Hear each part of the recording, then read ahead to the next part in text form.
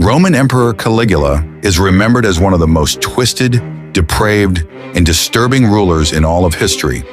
When he first rose to power, the people of Rome believed his youth and energy would bring new hope to the empire.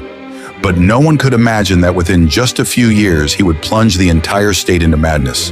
The moment Caligula tasted true power, something inside him snapped. He declared himself a living god, forced citizens to worship him, and filled every corner of Rome with statues of his own face. The ceremonies he organized inside the palace were not religious rituals, but chilling displays of a mind losing all grip on reality. Before long, Caligula's descent into darkness became undeniable. For entertainment, he ordered innocent citizens into the arena, simply to watch them die for his amusement. He issued absurd commands to the Roman legions, treating the empire's strongest military force like toys in the hands of a cruel child. His whims were law, and his pleasure often meant someone's doom. But the most shocking part of Caligula's rule was his obsession with luxury, dominance, and humiliation. The palace became a stage where he acted out every twisted desire. He treated senators and generals like puppets, mocking and degrading them whenever he pleased. At one infamous dinner, he turned to the man seated beside him and casually said, "I could have you killed right now." Not as a threat, but as a reminder that he truly might do it at any moment. His most infamous act of insanity concerned his beloved horse, Incitatus. Caligula had an entire marble stable crafted for the animal, decorated the walls with jewels, and fed it from golden bowls.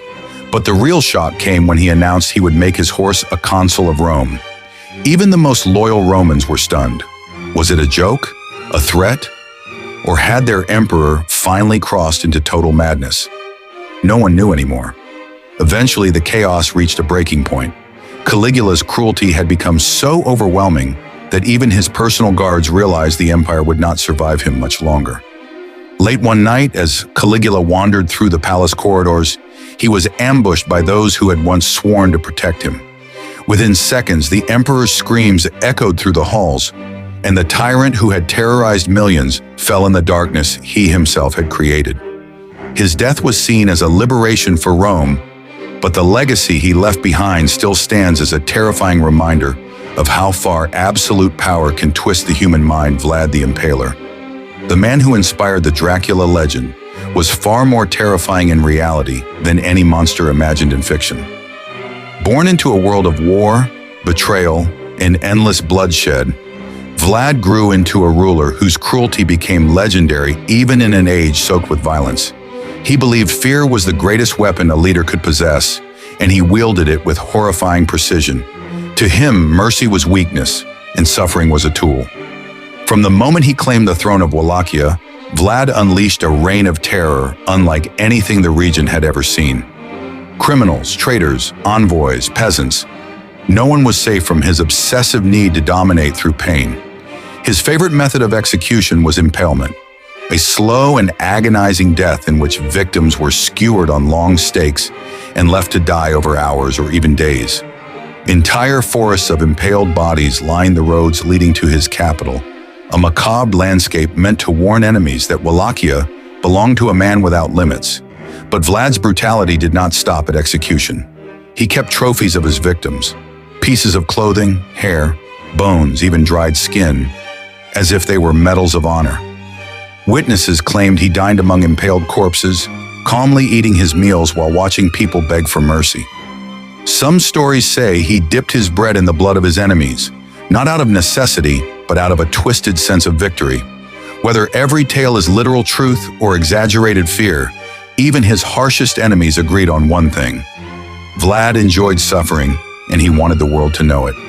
His cruelty reached a terrifying peak during the Ottoman invasion. Instead of retreating, Vlad ordered a night attack designed to terrify rather than merely defeat. When the Ottomans entered Wallachia, they found a valley filled with 20,000 impaled soldiers, a sight so overwhelming that seasoned warriors broke down in horror. Even the Sultan himself was shaken. This display became one of the most infamous psychological warfare tactics in medieval history. Despite his monstrous methods, some of his people saw Vlad as a dark savior, a ruler who defended his land with ruthless efficiency. To them, he was not a monster, but a shield, sharp, brutal, and unforgiving. Yet the world remembers him differently, as a man who lost himself to violence, who believed fear was worth more than justice, and whose thirst for control drowned any trace of humanity he had left.